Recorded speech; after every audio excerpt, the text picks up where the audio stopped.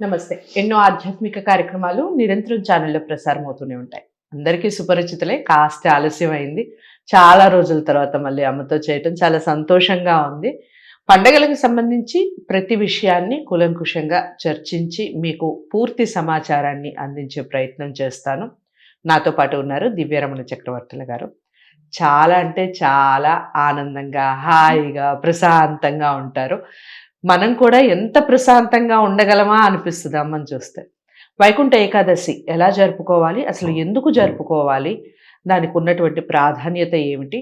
మరి అన్ని ఏకాదశులు వస్తాయి. ప్రతి నెలలో ఏకాదశులు వస్తాయి. ప్రతి నెలలో మనం ఉపవాసాలు ఉండేవాళ్ళు ఉంటారు. మరి ఈ వైకుంఠ ఏకాదశికి మాత్రమే ఎందుకు ప్రత్యేకత? ఈ విషయాలు అడిగి తెలుసుకుందాం.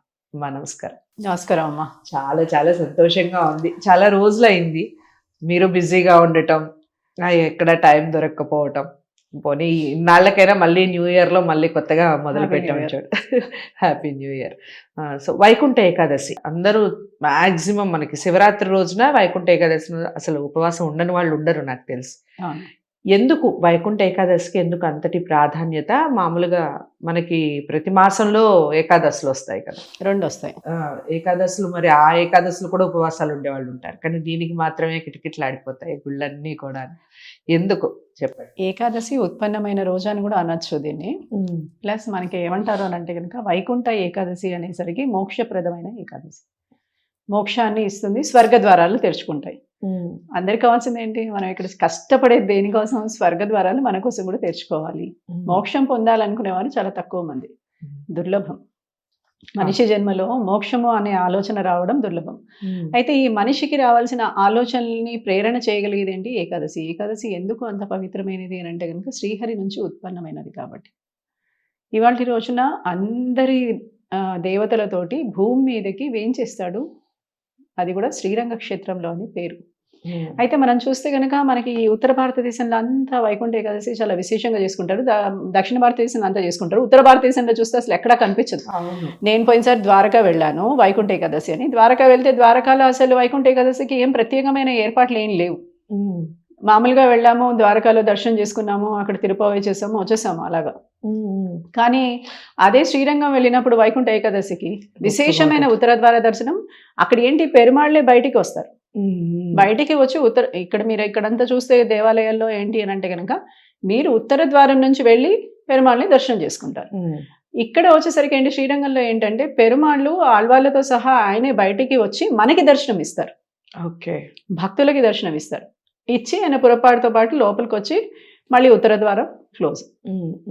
అలా ఉత్తర ద్వార దర్శనం ఇక్కడ జరుగుతుంది. అయితే అనేక మంది దేవతలు అని అంటే అనేక మంది దేవతలు ఎంతమంది ఉన్నారు మనకి? 3 కోట్ల మంది దేవతలు. ముక్కోటే కదా. అయితే ఈ 3 అనేక మంది అనంతమైన దేవతల్ని 3 కోట్లుగా విభజించారు అని అంటే గనక ఇది మనకి శాస్త్రంలో ఇచ్చిన ప్రమాణమే కదా. ఈ ప్రమాణం అందుకని ఇది 3 కోటి దేవతలతోటి వచ్చి ఆయన నారాయణుడు స్వయంగా ఎవరికైతే భూమి మీద మోక్షం పొందాలి అని అనుకుంటారో, భగవద్ దర్శనం పొందాలనుకుంటారో వారందరికీ దర్శనం ఇచ్చే రోజు కాబట్టి ఇది వైకుంఠ ఏకాదశి అయింది. ఈ వైకుంఠ ద్వారాలు ఇవాళ రోజున తెరుచుకుని ఉంటాయి. ఇవాళ రోజున దేవతలకి, మునులకి, అలాగే మధుకైటవులు అనే రాక్షసులకు కూడా ఆయన దర్శనం ఇస్తాడట. ఇస్తే వీళ్ళందరికీ దర్శనం ఇచ్చినందుకు గాను అందరికీ మోక్షం వస్తే ఎలాగా అని కూడా మిగతా దేవతలు కూడా బాధపడుతూ ఉన్న కాలంలో అందరూ ఈ ద్వారదర్శనం చేసుకోలేరయ్యా, ఎవరో కొంతమంది ఏటో అటు వెళ్ళిపోతూ ఉంటారు, వీరందరికీ మంచి చేయాలి అనే కోరిక కలుగుతుంది అని చెప్తూ ఉంటారు. అందుకని దీన్ని ముక్కోటి ఏకాదశి, వైకుంఠ ఏకాదశి, స్వర్గ ద్వార ఏకాదశి, ఇలా దీనికి అనేకమైన పేర్లు ఉన్నాయి. అనంతమైన నామాలతోటి ఈ ఏకాదశిని పిలుచుకోవడం జరుగుతుంది. ఏకాదశి అనేసరికి అందరం మనం ఏం చేస్తాము, ప్రతి నెల మనకి 2 ఏకాదశులు వస్తాయి. దశమి రోజు పొద్దున్న మధ్యాహ్నం భోంచేసిన తర్వాత రాత్రి భోజనం చేయకుండా ఏకాదశి అంతా వ్రతాన్ని పట్టుతూ మళ్ళీ ద్వాదశి తెల్లారి గట్ల ఏదైనా సద్బ్రాహ్మణుడికి అన్నము లేకపోతే ఆ రోజు తినాల్సిన భోజన పదార్థాలు ఇచ్చి తర్వాత వీళ్ళు భోంచేస్తారు. అంటే ఎవరైనా బ్రాహ్మణుడికి అన్న సంతర్పణ చేసిన తర్వాత వీళ్ళు భోంచేయచ్చు. అలా భోంచేసినప్పుడు ఏకాదశి వ్రతము ఆ ద్వాదశి వ్రతంతో పూర్తవుతుంది. అంటే ఏకాదశి అనేసరికి ఏకాదశి, ద్వాదశి, దశమి సాయంత్రం వరకు ఉన్న ఈ 3 తిథులు కూడా కలిసి రావడం వల్ల ఇది పెద్ద పండగలాగా అవుతుంది. మీకు సంక్రాంతి కానీ లేకపోతే ఇంకే పండగ, దీపావళి కానీ ఇలాంటివన్నీ తీసుకుంటే ఏంటి, మనం పెద్ద పండుగలుగా చేస్తూ ఉంటాం వీటిని. ఇవన్నీ 3 రోజులు, 4 రోజులు, 5 రోజులు ఇలా వస్తుంటాయి పండుగలు. అయితే ఇలా వచ్చేదే ఏకాదశి. అది ప్రతి నెల 2 సార్లు వస్తుంది.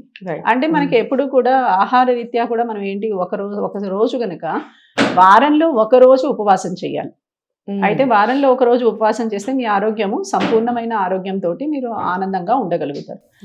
అయితే ఆరోగ్యం బాగుండలేకపోతే మన పక్షం రోజుల్లో ఒకసారైనా ఉపవాసం చేయాలి. పక్షం అంటే 15 రోజుల కాలంలో ఒకసారి ఉపవాసం చేయాలి. అయితే మనకి పౌర్ణమి నుంచి అమావాస్య లోపల, అమావాస్య నుంచి మళ్ళీ పౌర్ణమి లోపల, ఇది పక్షం రోజుల కాలం. అంటే కృష్ణపక్షము, శుక్లపక్షము. ఈ 2 రోజుల కాలంలో ఏకాదశిని ప్రమాణంగా తీసుకొని చేస్తే గనక వీరి ఆరోగ్యము బాగుంటుంది. అయితే ఏకాదశి మహాత్మ్యంలో ఇంకోటి ఏంటి అని అంటే కనుక ఎవరైతే ఈ రోజు ఆహారాన్ని అంటే అన్నాన్ని భుజిస్తారు వారికి సకల పాపాలు వస్తాయట. అందుకని ముక్కోటి దేవతల్ని దర్శనం చేసుకోవాలనుకుంటాం కానీ ముక్కోటి పాపాలు చేయాలని అనుకోం కదా. అందుకని చెప్పి ఇవాళ రోజు అన్నాన్ని పూర్తిగా త్యజిస్తారు.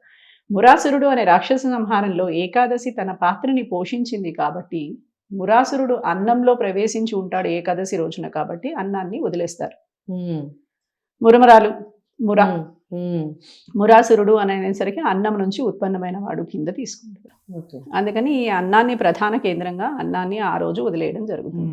అందుకనే భగవంతుడికి చేసిన నివేదనలో కూడా అన్నాన్ని భిన్నం చేసి నివేదన చేస్తారు తప్ప ఎక్కడ అన్నాన్ని నివేదన చెయ్యరు ఆయనకి. అందుకని ఈ రోజున చేసే నివేదన ఏదైనా కూడా భగవంతుడికి చెందుతుంది. మళ్ళీ తర్వాత ఏం చేయాలండి ఇవన్నీ అంటూ ఉంటారు ప్రసాదాలు. అందుకని ఈ భగవంతుడికి ఏం పెట్టచ్చు, పానీయాలు, పళ్ళు ఇలాంటివన్నీ నివేదన చేసి అవే ప్రసాదంగా స్వీకరించడం.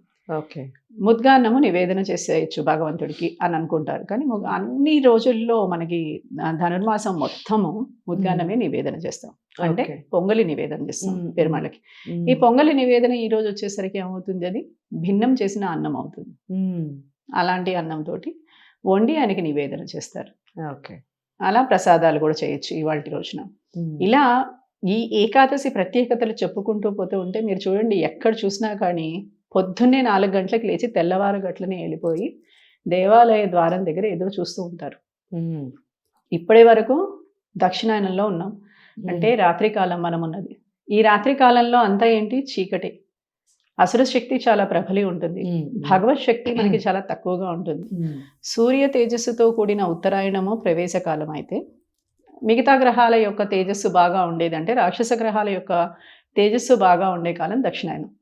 అందుకని చాలా మంది పూజలు, జపాలు, తపాలు ఏమైనా చేయాలంటే చక్కగా పెళ్లిళ్ళని, ఫంక్షన్స్ అని, ఇంకేంటో అని, పండగలని, పబ్బాలని, రకరకాల జన సమూహాలతోటి మనము చాలా మటుకు కాన్సన్ట్రేషన్ లెవెల్ అంత కుదరదు కదా. అయితే ఇప్పటి నుంచి ఏంటి అని అంటే భగవంతుడు లేచి తెల్లారగట్లే మనకి దర్శనం ఇవ్వడం వల్ల ఇక్కడి నుంచి ఆయన తేజస్సు మన మీద ప్రసరిస్తుంది. ఎవరి ద్వారా? సూర్యుడి ద్వారా ప్రసరిస్తుంది. అందుకని మనం ఏం చేస్తూ ఉంటాము, అంత సాక్షాత్ నారాయణుడు ఎవరు అని అంటాడు భగవద్గీతలో, ఆయనే చెప్తాడు సూర్యనారాయణుడే సాక్షాత్ భగవంతుడు అని అంటాడు. అలా ఈ వైకుంఠ ఏకాదశి రోజు నుంచి భగవత్ ఆరాధన క్రమమే మారిపోతుంది. ఇక్కడ మీకు ఎక్కువగా పండుగలు కనిపించవు, ఇక్కడంతా కనిపించేదంతా భగవత్ ఆరాధన తత్వం పెరుగుతుంది.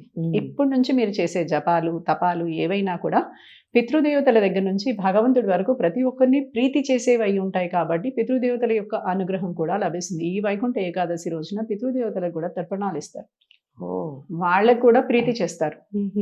అయితే ఎవరైతే దక్షిణాయనంలో చనిపోయిన వారు ఉంటారో వారంతా ఉత్తర ద్వార దర్శనం కోసం ఎదురు చూస్తూ ఉంటారట బయట.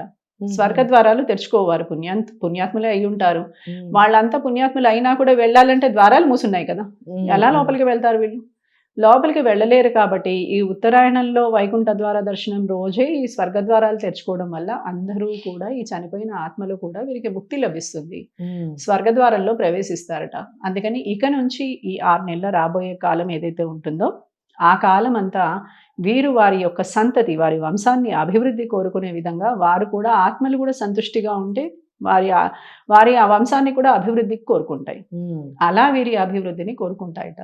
అందుకని ఇది వైకుంఠ ఏకాదశి అనేసరికి ఇటు పితృదేవతలకి, ఇటు మనకి అందరికీ ప్రీతిపాత్రమైంది, అయితే భగవంతుడికి కూడా ప్రీతిపాత్రమైంది అట. సో చాలా అంటే చాలా క్లియర్గా ఎక్స్ప్లెయిన్ చేశారు. వైకుంఠ ఏకాదశి మనం అందరం కూడా జరుపుకుంటాం, చాలా భక్తి శ్రద్ధలతో జరుపుకుంటారు, ఉపవాసాలు కంపల్సరీ ఉంటారు, చాలామంది ఇళ్లలో తప్పకుండా ఉంటారు. కానీ దాని వెనకాల ఉన్నటువంటి వృత్తాంతం ఏమిటి, ఎందుకు జరుపుకోవాలి, ప్రాధాన్యత ఏమిటి, ఈ విషయాలన్నీ కూడా తెలుసుకున్నాం కదా. అందరికీ షేర్ చేయండి ఇలాంటి విషయాల్ని, ఛానల్ని సబ్స్క్రైబ్ చేసుకోండి. మరో మంచి టాపిక్తో పండగలకు సంబంధించి, సంక్రాంతికి సంబంధించి మరిన్ని విశేషాలు అమ్మ మాటల్లో తెలుసుకుందాం. నమస్తే. హిట్ టీవీ యాప్, ఇందులో short news, live news, entertainment shows, movies, digital magazines తో పాటు మీ జిల్లా వార్తలను కూడా ఫ్రీగా చూడొచ్చు. అంతేకాదు కేజీ నుంచి పీజీ వరకు విద్యార్థులకు స్కాలర్షిప్ కూడా అందిస్తున్నాం. ప్రతి వారం 10 మందికి లక్కీ డ్రా ద్వారా ఒక్కొక్కరికి 10,000 రూపాయలు అందిస్తున్నాం. ఇంకెందుకు ఆలస్యం, వెంటనే హిట్ టీవీ యాప్ ని డౌన్లోడ్ చేసుకుని ఫ్రీగా ఎంటర్టైన్మెంట్ పొందండి. Hit TV app. Hit TV app. Please download Hit TV app. Hit TV యాప్ని ఫ్రీగా డౌన్లోడ్ చేసుకొని ఎంజాయ్ చేయండి. మీకు నచ్చిన ఎంటర్టైన్మెంట్ కోసం హిట్ టీవీ యాప్ ని ఫ్రీగా డౌన్లోడ్ చేసుకుని ఎంజాయ్ చేయండి. హిట్ టీవీ యాప్ని డౌన్లోడ్ చేసుకుని ఆస్వాదించండి, ఆశీర్వదించండి. ఇంతమంది సెలబ్రిటీలు హిట్ టీవీ యాప్ ని డౌన్లోడ్ చేసుకోండి అని చెప్తున్నారంటే ఎంత మంచి యాప్ ఆలోచించండి. అమెరికా అమెరికా అమెరికా అమెరికాలో చదవాలనుకునే వాళ్ళకి విశ్వసనీయమైన పేరు మన శౌర్య consultancy. UK Law 1 Year Masters. UK Law 1 Year Masters. 2 years work permit up to 5 years visa. Contact Saurya Consultancy. Contact 89851 89851.